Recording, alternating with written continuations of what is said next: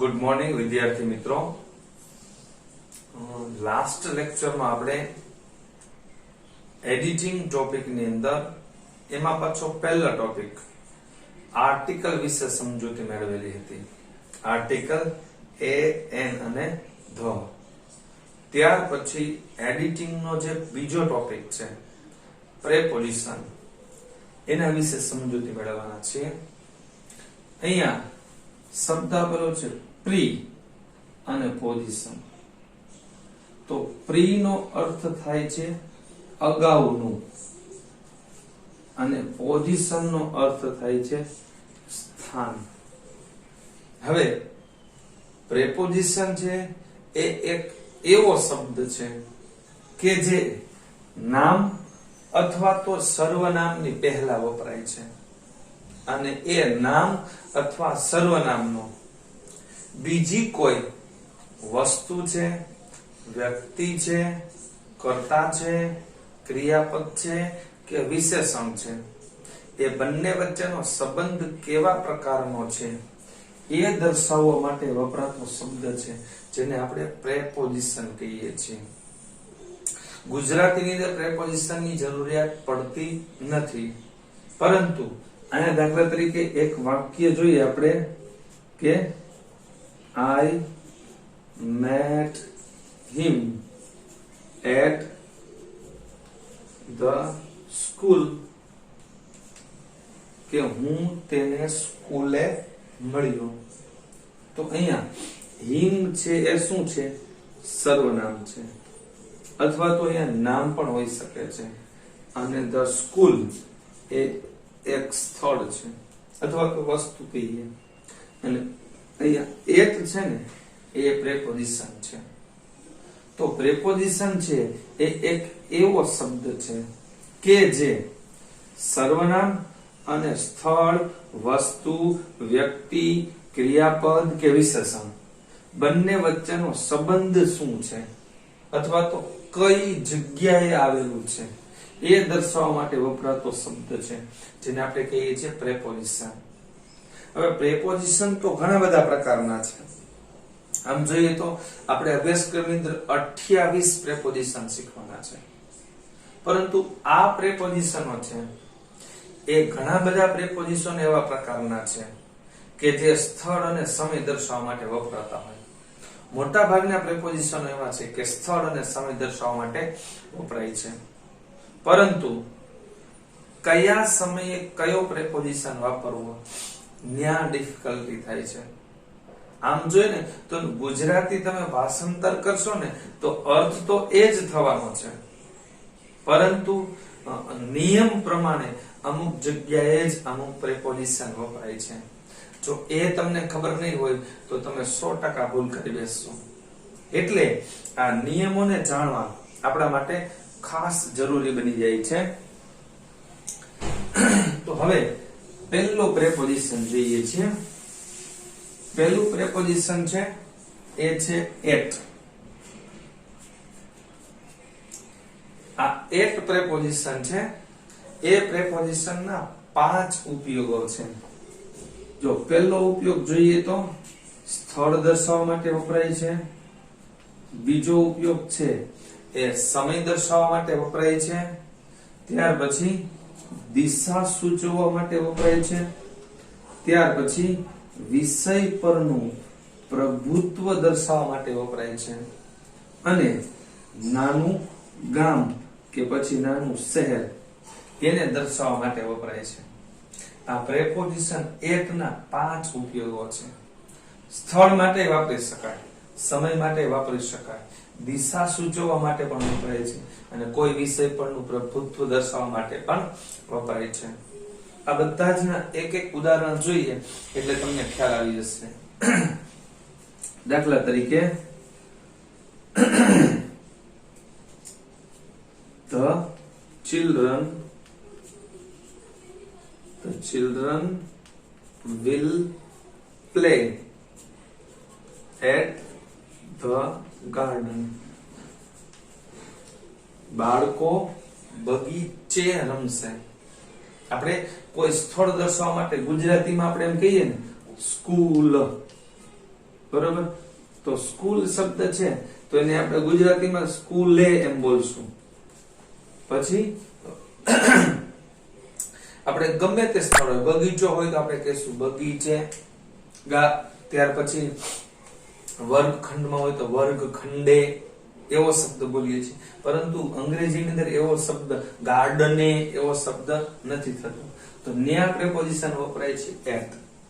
તો કે the children will play at the garden. તો નોટ શું થશે? બાળકો બગીચે રમશે.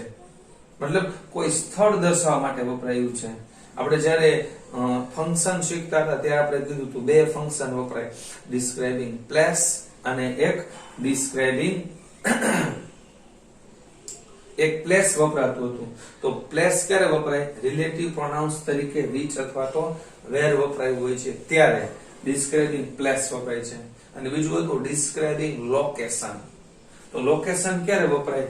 આવું પ્રેપોઝિશન હોય ને ત્યાર પછી સ્થળ દર્શાવતો શબ્દ હોય ત્યારે ફંક્શન વપરાય છે ડિસ્ક્રાઇબિંગ લોકેશન. અને રિલેટિવ પ્રોનાઉન્સ તરીકે which અથવા તો where હોય ત્યારે વપરાય છે ડિસ્ક્રાઇબિંગ પ્લેસ. તો આ લોકેશન બતાવવા માટે કઈ જગ્યાએ, શાળાએ, ઉપર, નીચે, બાજુમાં વગેરે એવું દર્શાવવા માટે પ્રેપોઝિશન એટ સ્થળ દર્શાવવા માટે વપરાય. તો પહેલો ઉપયોગ થયો સ્થળ દર્શાવવા માટે. બીજો ઉપયોગ છે સમય દર્શાવવા માટે. દાખલા તરીકે I will go there at 5 o'clock. હું ત્યાં 5 વાગ્યે જઈશ. તો અહીંયા ચોક્કસ સમય દર્શાવવા માટે એટ વપરાયો છે. તો બીજો ઉપયોગ થયો સમય દર્શાવવા માટે. ત્યાર પછીનો ત્રીજો ઉપયોગ છે દિશા સૂચવવા માટે, ની તરફ એવો અર્થ દર્શાવવા માટે. આપણે કહીએ look at that dancing toy. પેલા નૃત્ય કરતા રમકડા ની તરફ જુઓ. તો એટ નો અર્થ શું થયો? ની તરફ, આ બાજુ, પેલી બાજુ, સામેની બાજુ, કોઈ દિશા સૂચવવા માટે. તો દિશા સૂચવવા માટે પણ એટ નો ઉપયોગ થાય છે. ત્યાર પછી છે વિષય પરનું પ્રભુત્વ દર્શાવવા માટે. દાખલા તરીકે આપણે જે યુનિટ શીખાતા ફ્રેન્ડશિપ અ ફ્રેન્ડ ફોરએવર, એના માટે એમની અંદર એક વાક્ય આપેલું હતું કે she was good at maths. Manisha છે એ ગણિતમાં હોશિયાર હતી એમ કીધું કે she was good at maths. તો એ કોઈ પણ વિષય પરનું પ્રભુત્વ, તો ગણિતમાં સારી હતી. પછી she was good at singing, તે નૃત્યમાં સારી છે. she was good at athletics, તે રમતોની અંદર સારી છે. she was good at dancing, તે ડાન્સિંગમાં સારી છે. એમ કોઈ પણ વિષય પરનું પ્રભુત્વ દર્શાવવા માટે એટ પ્રેપોઝિશન વપરાય છે. અને ત્યાર પછી કોઈ નાનકડું ગામ હોય અથવા તો તાલુકા કક્ષાનું કોઈ શહેર હોય, મોટું ગામ ને નાનકડું ગામ હોય એને દર્શાવવા માટે એટ પ્રેપોઝિશન વપરાય છે. દાખલા તરીકે આપણે કહીએ my grandparents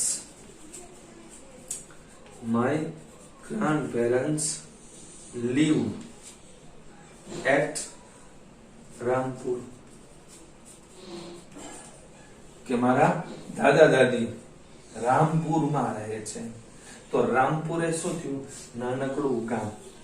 પરંતુ જો મોટું શહેર તમારે દર્શાવવું હોય કે રાજકોટમાં રહે છે, અમદાવાદમાં રહે છે કે વડોદરામાં રહે છે, તો અહીંયા આપણે ઇન વપરાય. My grandfather live in Rajkot, in Ahmedabad, in Vadodara. નાનકડું શહેર હોય ત્યારે એટ વપરાય છે, મોટું શહેર હોય ત્યારે ઇન વપરાય છે. અર્થ તો બેનો એક જ થશે. જો એટ વાપરો તોય એ જ અર્થ થશે. રામપુરમાં અને ઇન રાજકોટ, તો રાજકોટમાં, તો અર્થ તો માં એવો જ થશે. ભાષાંતર કરશો એટલે તમને સાચું જ લાગશે. પરંતુ તમને એ ખબર હોવી જોઈએ કે નાનકડું ગામ હોય ત્યારે એટ વપરાય છે અને મોટું શહેર હોય ત્યારે ઇન વપરાય છે. તો આ એટ પ્રેપોઝિશન છે એના 5 ઉપયોગ છે. સ્થળ દર્શાવવા માટે વપરાય છે, સમય દર્શાવવા માટે વપરાય છે, દિશા સૂચન કરવા માટે, વિષયનું પ્રભુત્વ દર્શાવવા માટે અને નાનકડું ગામ દર્શાવવા માટે આ એક પ્રેપોઝિશન નો ઉપયોગ થાય છે. ત્યાર પછીનું બીજું જે પ્રેપોઝિશન છે એના વિશે સમજૂતી મેળવીએ. ત્યાર પછીનું બીજું પ્રેપોઝિશન છે ઇન અને ઇન્ટુ. ઇન અને ઇન્ટુ આ બંને પ્રિપોઝિશન નો અર્થ થાય છે માં અથવા તો અંદર. હવે આ ઇન છે ને એ સ્થિરતા બતાવે છે, જ્યારે ઇન્ટુ છે ને એ ગતિ દર્શાવવા માટે વપરાય છે. બંનેનો અર્થ તો માં અથવા તો અંદર જ થશે, પરંતુ ઇન છે સ્થિરતા બતાવે, ઇન્ટુ એ ગતિ દર્શાવે છે. હવે ઇન અને ઇન્ટુ આ બંને છે એ એક સમય દર્શાવવા માટે અને સ્થળ દર્શાવવા માટે વપરાય છે. જોઈએ એક ઇન નો ઉપયોગ. એક ઉપયોગ છે સમય દર્શાવવા માટે અને એક છે સ્થળ દર્શાવવા માટે. તો સમય દર્શાવવા માટેનું એક ઉદાહરણ જોઈએ.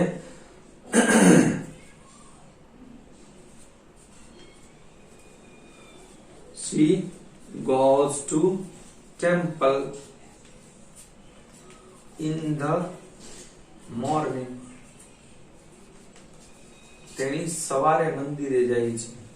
તો અહીંયા ઇન પ્રેપોઝિશન છે એ સવાર એટલે શું થયું?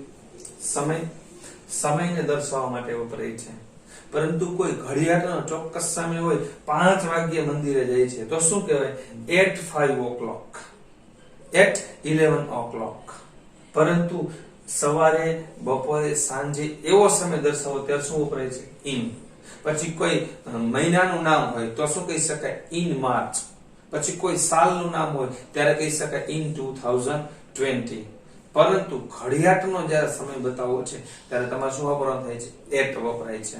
જો સવારે કેવું હોય તો ઇન ધ મોર્નિંગ કહેવાય, પરંતુ ઇન આફ્ટરનૂન નો કહેવાય, તો શું કહેવાય? At noon. અથવા તો રાત્રિએ કેવું હોય તો એટ નાઇટ કહેવાય છે. ઇન નાઇટ એવું કહેવાતું નથી. માત્ર મોર્નિંગ હોય એવો સમય દર્શાવે ત્યારે વપરાય છે ઇન. તો પહેલો ઉપયોગ થયો સમય દર્શાવવા માટે. બીજો ઉપયોગ છે એ સ્થળ દર્શાવવા માટે વપરાય છે. આપણે કહીએ boys are in the science lab, કે છોકરાઓ એ સાયન્સ લેબમાં છે. તો અહીંયા કીધું હતું કે ઇન છે સ્થિરતા બતાવે છે, ઇન્ટુ છે ગતિ દર્શાવતા ક્રિયાપદ સાથે વપરાય છે. તો અહીંયા ક્રિયાપદ કોણ છે? આર. હવે આર એટલે તો હોવું થાય છે, કારણ કે ટુ બી નું રૂપ છે. તો આર એ શું બતાવે છે? સ્થિરતા બતાવે છે. એટલે એની સાથે શું વપરાયું? ઇન. પરંતુ બાળકો, છોકરાઓ છે એ સાયન્સ લેબ ની અંદર કોઈ ક્રિયા કરતા હોય તો આપણે એમ કહીએ boys are making project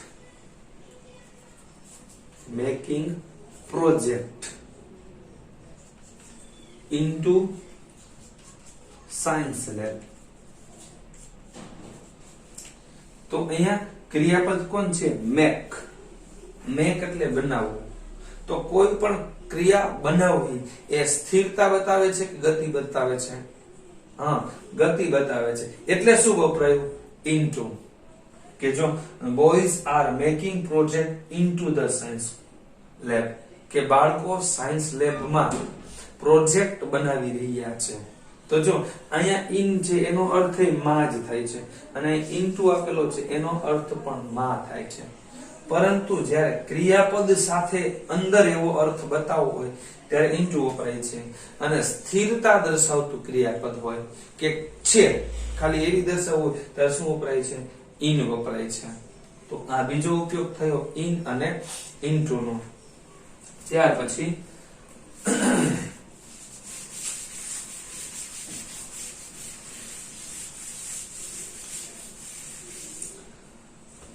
ત્યાર પછીનું ત્રીજું પ્રેપોઝિશન છે બાય.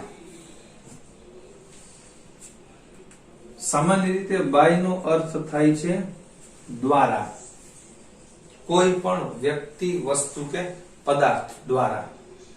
તો આ બાય ના પણ ત્રણ ઉપયોગ છે. એક પહેલો ઉપયોગ છે દ્વારાના અર્થની અંદર, બીજો ઉપયોગ છે સમય દર્શાવવા માટે, અને ત્રીજો ઉપયોગ છે સાધન વડે ક્રિયા દર્શાવવા માટે. તો આપણે એક્ટિવ અને પેસિવ વોઇસ શીખી ગયા છીએ. તો એક્ટિવ અને પેસિવ વોઇસ ની અંદર શું હોય છે? કર્તા છે કર્મની જગ્યાએ જાય છે, અને કર્મ છે કર્તાની જગ્યાએ વપરાય છે. કાળ મુજબનું ટુ બી નું રૂપ વપરાય છે, ક્રિયાપદનું ભૂત કુદરતનું રૂપ વપરાય છે. કર્તા જ્યારે કર્મની જગ્યાએ જાય છે ત્યારે એની પહેલા શું વપરાય છે? બાય. ત્યારે બાય નો અર્થ શું થાય છે? દ્વારા. તો ટૂંકમાં એવું સમજી લઈએ કે પેસિવ વોઇસ ની અંદર બાય નો ઉપયોગ થાય છે. દાખલા તરીકે આપણે આપેલું છે બેલ વોઝ રંગ બાય ધ પ્યુન, કે પટ્ટાવાળા દ્વારા બેલ વગાડાયો. તો અહીંયા બાય એ શું બતાવે છે? દ્વારા, કે પટ્ટાવાળા થી અથવા તો પટ્ટાવાળા દ્વારા બેલ વગાડાયો. તો અહીંયા કોઈ પણ પેસિવ વોઇસ હોય એની છેલ્લે જ્યારે દ્વારાના અર્થ માટે વપરાય છે. ભાષાંતર કરતાની સાથે જ તમને ખબર પડી જશે કે આ પેસિવ વોઇસ છે. તો પેસિવ વોઇસ માં શું હોય? વાક્યની શરૂઆતની અંદર કર્મ હોય, કાળ મુજબનું ટુ બી એટલે કે એમિઝા, વોઝવેર, શેરવિલ, કે પછી કોઈ મોડેલ ઓક્સિલરી હોય, અને પછી ભૂત કુદરતનો રૂપ હોય, છેલ્લે કર્તા આપેલો હોય, અથવા તો કોઈ કર્મ વિભક્તિ આપેલી હોય, અને અહીંયા ખાલી જગ્યા હોય તો ખબર પડી જવી જોઈએ કે અહીંયા શું વપરાય છે? બાય. બીજો એક અર્થ છે સમય દર્શાવવા માટે. દાખલા તરીકે આપણે એમ કહીએ my uncle will come by 11 o'clock, કે મારા અંકલ એ 11 વાગ્યા સુધીમાં આવી જશે. તો અહીંયા બાય નો અર્થ શું બતાવે છે? સુધીમાં. તો અહીંયા તમે કહી શકો બાય ઇવનિંગ, સાંજ સુધીમાં, બાય સન્ડે, રવિવાર સુધીમાં, બાય માર્ચ, માર્ચ સુધીની અંદર. તો કોઈ પણ સમય દર્શાવવા માટે સુધીમાં એવો અર્થ દર્શાવવા માટે પણ બાય પ્રેપોઝિશન નો ઉપયોગ થાય છે. અને ત્રીજો ઉપયોગ જોઈએ તો કોઈ સાધન વડે કોઈ ક્રિયા થતી હોય છે એને દર્શાવવા માટે, એટલે કે કોઈ સાધન વડે મુસાફરી દર્શાવવા માટે. જો મુસાફરીના સંદર્ભમાં કોઈ વાહન છે, કાર છે, ટ્રેન છે, બસ છે, ઓટો રિક્ષા છે, આવું કોઈ પણ વાહન છે, એના દ્વારા તમે જ્યારે મુસાફરી કરો છો ત્યારે બાય શબ્દ વપરાય છે. દાખલા તરીકે આપણે એમ કહીએ we went to picnic, અમે પિકનિકમાં ગયા. by a bus, અમે બસ દ્વારા પિકનિકમાં ગયા. by ટ્રેન, ટ્રેન દ્વારા ગયા. by ઓટો રિક્ષો, by કાર વગેરે. કોઈ પણ વાહન દ્વારા જ્યારે મુસાફરી થવાના સંદર્ભમાં હોય ત્યારે વપરાય છે બાય પ્રિપોઝિશન. બાય ના ત્રણ અર્થ: દ્વારાના અર્થમાં, સમયના અર્થમાં, અથવા તો સાધન વડે કોઈ મુસાફરી કરવી હોય ત્યારે વપરાય છે. ત્યાર પછીનું પ્રેપોઝિશન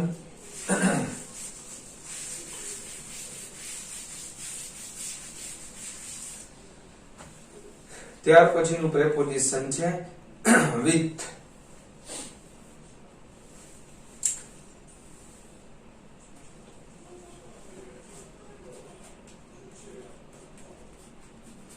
with નો અર્થ થાય છે સાથે, સંગે, કોઈ વ્યક્તિ, વસ્તુ કે પદાર્થની સાથે હોવું એવા અર્થ માટે. તો એક ઉપયોગ છે સાથેનો અર્થ માટે, એક સાથેનો અર્થ દર્શાવવા માટે વપરાય છે.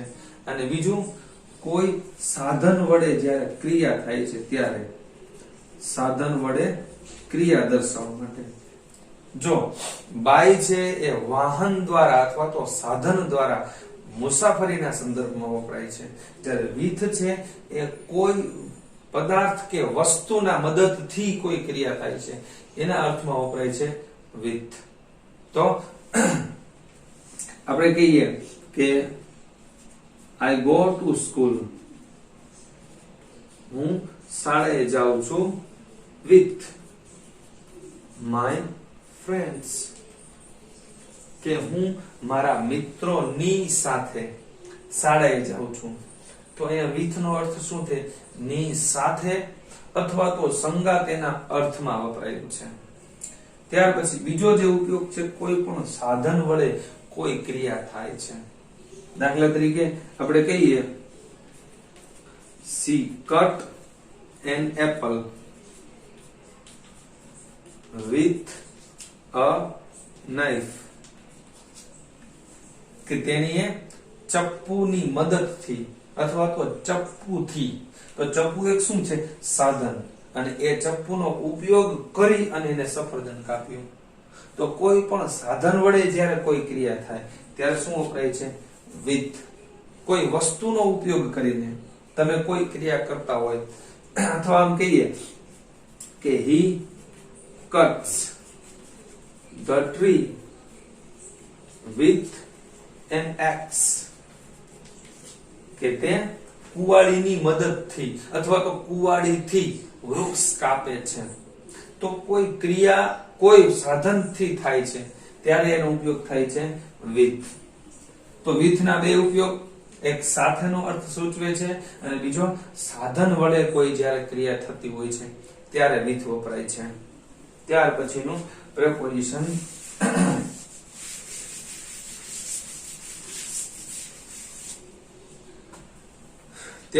પ્રેપોઝિશન છે on.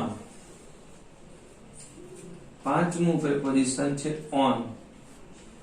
on નો અર્થ થાય છે ઉપર. એ તો આપણે બધાને ખ્યાલ જ હોય કે કોઈ એક વસ્તુ બીજી વસ્તુને સ્પર્શીને જ્યારે પડેલી હોય છે ત્યારે વપરાય છે on. દાખલા તરીકે આ કોઈ વસ્તુ છે, એક ટેબલ છે ને ટેબલની ઉપર ટેબલને સ્પર્શ કરી અને બુક પડેલી છે, તો આપણે શું કહેશું?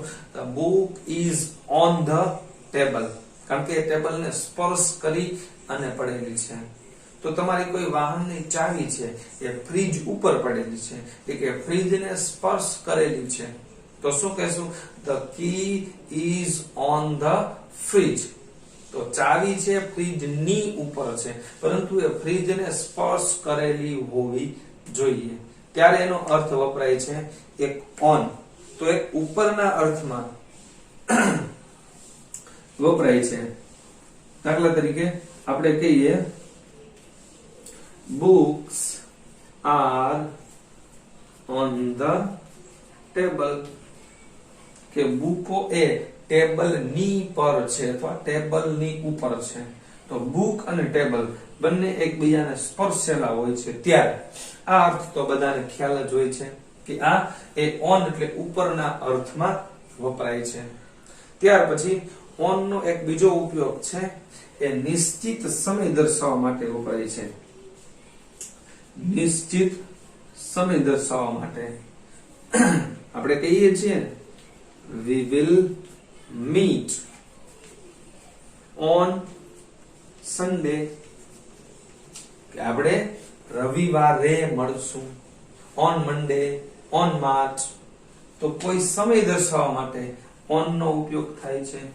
તો જો સમય દર્શાવવા માટે તો ઘણા બધા પ્રેપોઝિશન નો ઉપયોગ થાય છે. એટ પ્રેપોઝિશન સમય દર્શાવવા માટે વપરાય છે. ત્યાર પછી બાય પ્રેપોઝિશન છે સમય માટે વપરાય છે. પછી ઇન સમય દર્શાવવા માટે વપરાય છે અને ઓન પણ સમય દર્શાવવા માટે વપરાય છે. અને ત્યાર પછી આ ઓન પ્રેપોઝિશન છે એમનો એક ત્રીજો ઉપયોગ છે કે પગે ચાલીને જવાના સંદર્ભમાં.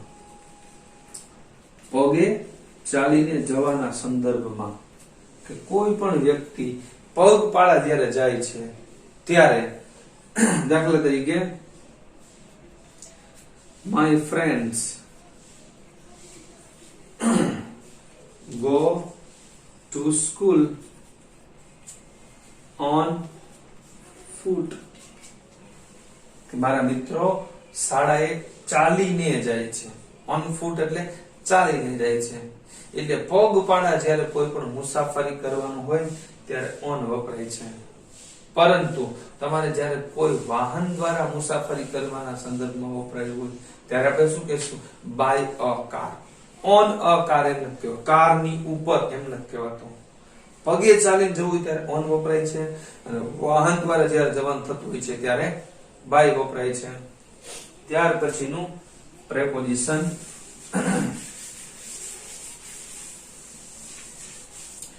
ત્યાર પછીનું છઠ્ઠું પ્રેપોઝિશન છે એ છે ઓવર. તો ઓવર પ્રેપોઝિશન છે એનો અર્થ પણ ઉપર જ થાય છે. પરંતુ ઓન હોય ત્યારે એક વસ્તુ બીજી વસ્તુને સ્પર્શ કરેલી હોય છે.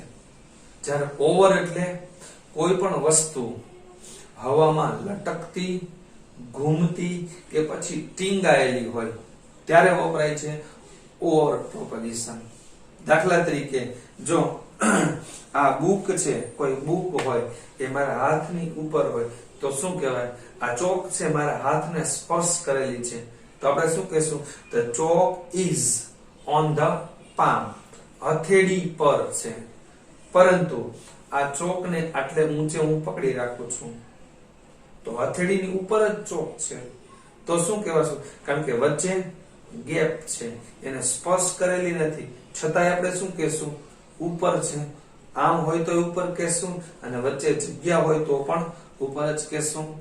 એવી રીતે આકાશ છે આપણી ઉપર છે પરંતુ આપણને સ્પર્શ કરતું નથી.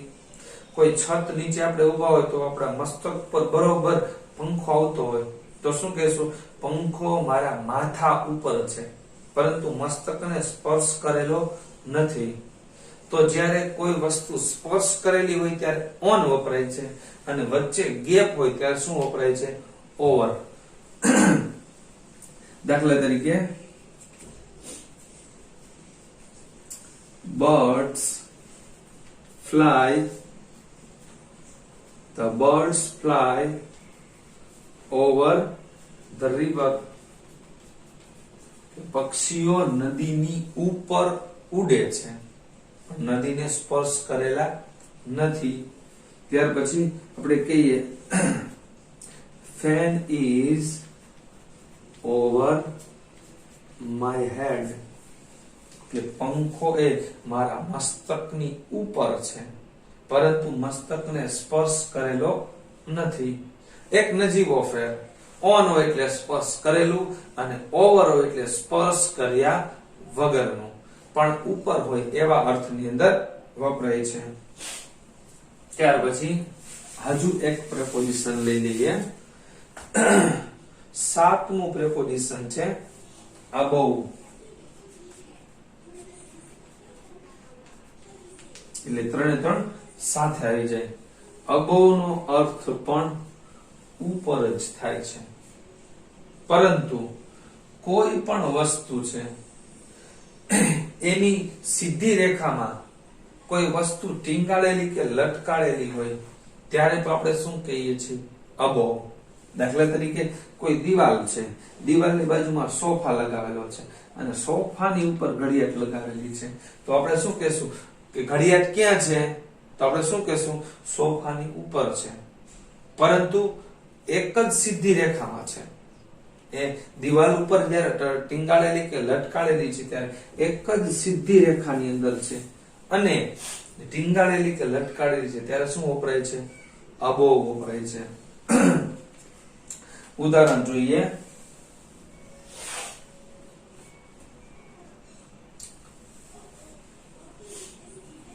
my photographs.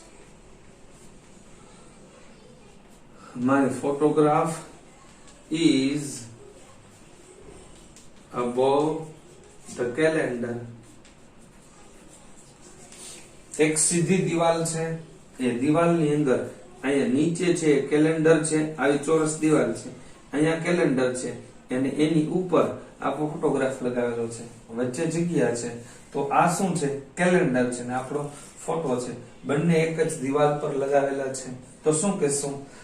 કે my photograph is above the calendar, કે મારો ફોટો એ કેલેન્ડરની ઉપર છે.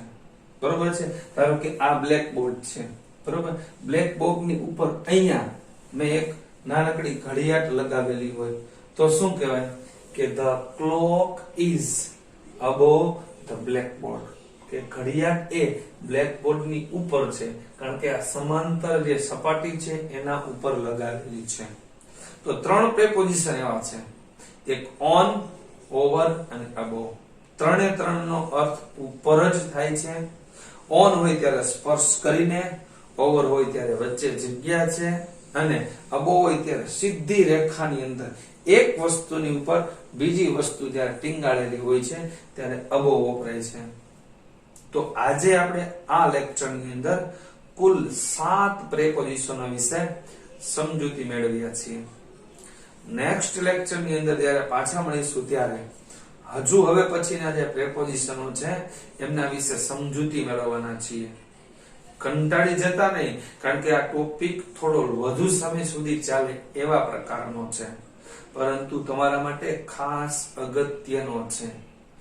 આમની અંદરથી જે અગત્યના પોઈન્ટ્સ તમને લાગે, અમુક ઘણી બાબતો તમને ખબર જ હશે, મોટા ભાગની એવી બાબતો હશે કે જે તમને ખબર હશે કે ઓન એટલે ઉપર, એ આપને ખબર જ છે, પરંતુ અમુક વચ્ચે જે થોડો ઘણો ગેપ હોય છે અથવા તો થોડો નિયમમાં જે ફેરફાર છે એ ખાસ તમે નોટ કરતા જજો, કારણ કે આ જ વસ્તુ તમને એક્ઝામ માટે ઉપયોગી આવવાની છે અને ભવિષ્યની અંદર તમારા અંગ્રેજી નોલેજ માટે પણ આ ખાસ ઉપયોગી બનવાનું છે. એટલે ખાસ ગંભીરતાથી આ ટોપિકને સમજતા જજો. અને તમારે જે ગયા રવિવારે છે તમારે ગણિતની ટેસ્ટ ગઈ હશે, અને હવે જ્યારે નેક્સ્ટ રવિવાર જ્યારે આવે છે ત્યારે આપણે અંગ્રેજીની ટેસ્ટ છે.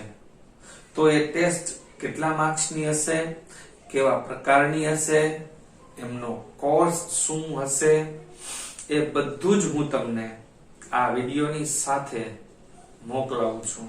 એ બરોબર જોઈ લેજો અને વ્યવસ્થિત તૈયારીની અંદર લાગી જજો, કારણ કે આ ટેસ્ટ તમારે રૂબરૂ આપવાની છે, એટલે ચીટિંગ થવાની શક્યતાઓ બિલકુલ નથી.